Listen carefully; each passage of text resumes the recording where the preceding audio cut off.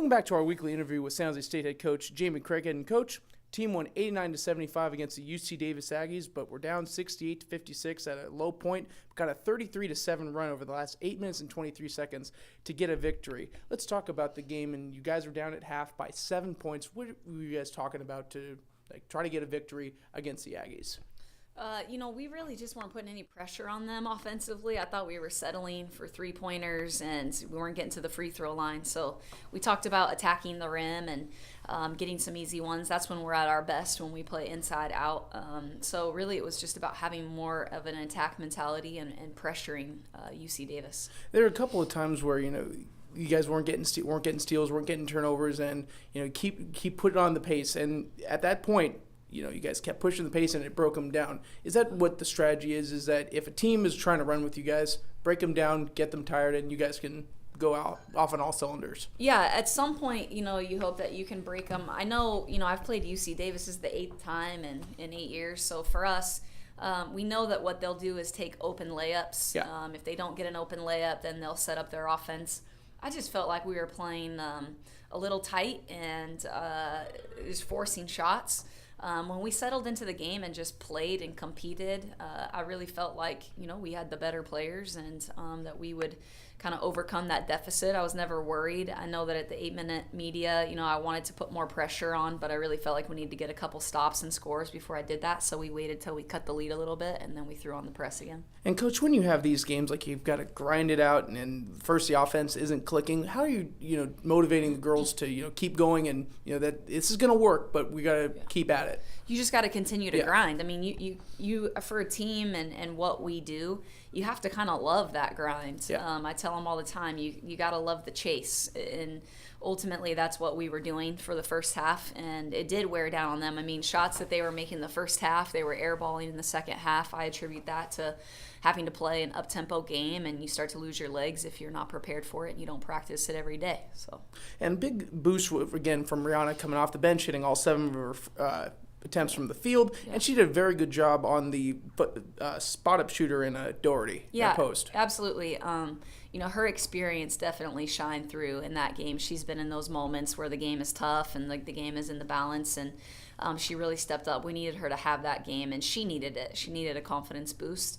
And obviously we want to be firing on all cylinders when we play Utah State in a couple weeks. So we're trying to get the kinks and work everything out before we get to that conference game. And Terea passed Cricket Williams for the all-time free throw mark, and she's number 1 in that category, 125 points from breaking the all-time record. How is she handling it as a player, and how are you guys handling it as a coaching staff? We don't talk about it. Everyone knew that Terea was going to pass records this season. It wasn't, would she, it was when. So I think because we already knew that, we're trying to just focus on winning basketball games, because I know ultimately that'll matter more to Terea after this year than anything. We really want to send the senior class out a winner, and her teammates do. She wants to leave the program better than she found it. So I think she's doing great, and she's being very humble. She just doesn't want to focus on those things. And obviously when we look back and reflect on the season, we'll get to appreciate it even more. And Coach, a big break of 10 days from the game against the Aggies until you play the Dons on the 20th. A lot of games, in a row before that. Are you guys looking to implement some new offensive strategies in the game plan? Say if man fast break's not working, if you have to slow down, then you looking for different options? We're constantly working on things, but for us, it was really when you play 5 games in a matter of 10 days, there's not a whole lot of new things you can do. I think for us, it's just getting back to the basics and making sure that everybody cleans things up and that we're prepared to do what we do. Our team has been getting better. I mean, I've seen so much improvement in the last month. Starting to know what it's like when you are in a tough game. They're starting to know how to play when you're in a blowout game. I mean, these are all experiences we need before we go into conference, and that's what it's about. So the 10 days for us was time off, because they needed some recovery, time off so they could focus on finals. And then we went down and did some individual work so that we could just brush up on some fundamental skills. And have you seen the experience factor grow from year 1 to year 2 with these players? Absolutely. I mean, especially the kids that played a ton of minutes last year, like Rebecca Woodbury and Terea Cunningham and Rihanna Bird, Jasmine Smith. Like, those guys really carry us, I think. The other kids, we recruited, and some of them that were sitting out got to play in it, but they didn't get that game experience. So I really look to those guys for their game leadership. And then I really feel like we're getting better and better and better. It's a good feeling. We're not taking steps backwards. I feel like we're growing every week, and that's good. Nairi Harris, transfer from Arizona, could be suiting up this week for San Jose State. Very highly touted recruit coming out of high school. Talk about the role that you see her ultimately fulfilling for the team. She'll need to play a little bit of every position we have on the perimeter. She's feisty. She's really competitive. I think she'll bring a toughness to our team. She'll add to our character in that way.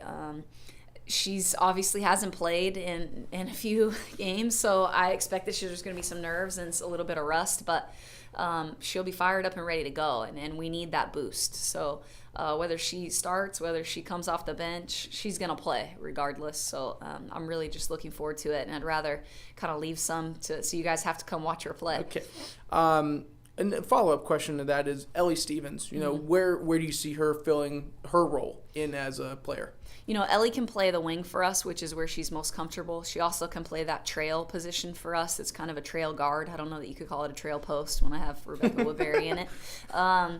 But she just adds more depth to a position that we have some kids that play it, but her speed and her understanding of how we play, because she's played in a system like this, she can really shoot the three. She really crashes the offensive boards, and she understands the pressing concepts. So it just adds more depth. Everywhere I look, I have depth, and that's a problem I'd love to have and continue to have. So I feel like we're in a really good place, and we just have to keep gelling as a team, and our chemistry has to continue to improve. Well, the chemistry, is scoring a lot of points, 3-0 at home. Yeah. Talk about the Event Center crowd and what they bring to the coaching staff, and also how they support the girls.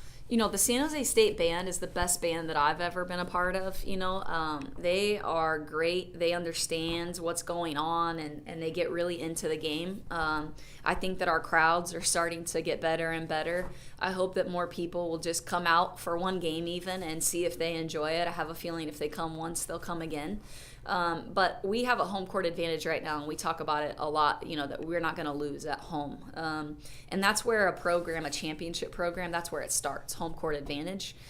So that's really what we are kind of hanging our hat on, is that when we are at home, we have to defend home court. And when we go on the road, we got to get splits. So we've been working on that. I think we've progressed. But obviously the crowd here, we love it. It's home. Who doesn't want to play at home? Coach, a couple games this week. Let's first talk about the opponent in the Dons on the 20th. Team last year, the Spartans beat at the Event Center 98-79. They're on a hot start right now, 7-2. Common opponents in Columbia, UC Davis, and conference rival in Nevada. And they return their leading scorer in Taylor Proctor. How do you look to defend her and Coach Azzi's offensive sets? I don't know that they've seen pressure like we're going to bring. I know that they are a quality basketball team that's very competitive, and they're off to a great start. I have a lot of respect for her and what she does. I think she's done it the right way there. But obviously, I really think always, even when we're going on the road, it's really about us. Like, are we going to dictate the tempo? Are we going to dictate the pace? How are we going to perform on the road?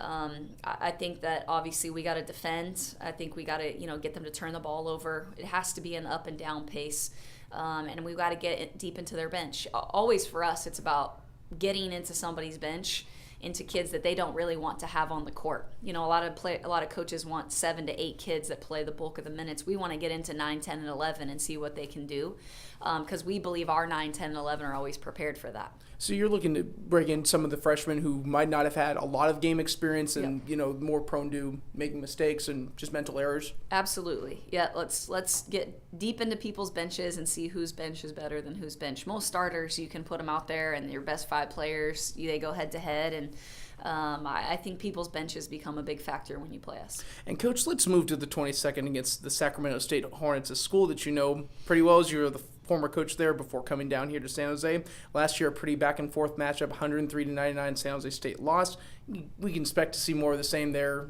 high-scoring team. You can expect to see that. Yeah, we did remove one of their players. She's now on our side. And I'm thankful that she's not a part of this game because she obviously hit huge shots down the stretch. But there's 5 kids still on that roster, 6 kids on that roster that I recruited there or coached.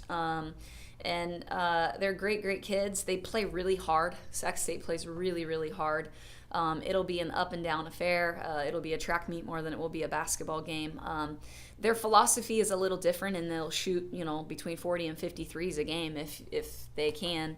And their pressure is a little bit different than ours. They do some different things in the press. So last year we got 70 points in the paint against them.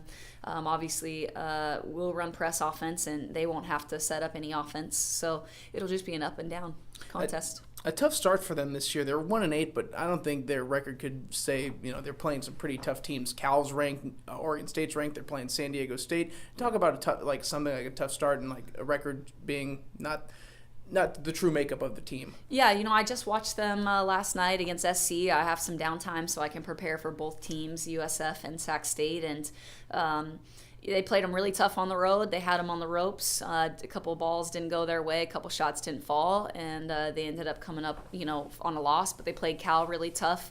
They're quality kids, and I know those kids. They're led by a freaking senior point guard that is a phenomenal basketball player. She's going to be the all-time great leading that program. I'm very proud of her. I'm happy to say that I got to coach her for 2 seasons, and she brings it, and she will take that team and put them on her back. And I know that they're struggling right now, but I think they would prefer to be better in conference than they were a year ago. And they started off really hot a year ago and then kind of puttered out in conference. So I'm sure that their coach is thinking, I watch them and it looks like they're getting better and better every week.